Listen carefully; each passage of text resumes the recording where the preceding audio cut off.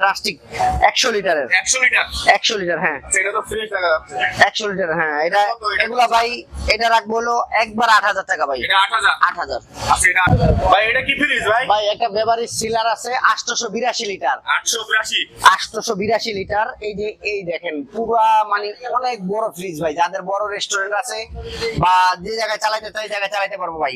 এগুলো আবার জং মনে করেন না, এগুলো এই দেখেন আপনি ক্যামেরার সামনে টানলে এটা গুলো জং না, এটা পানি যাচ্ছে, এটা আমি রং করে দিতে পারবো ভাই। এটা রং করে দিবেন না? হ্যাঁ হ্যাঁ অবশ্যই। আচ্ছা, এটা কত রাখবেন? এটা রাখবো হলো ভাই 45000 টাকা। 45। 45।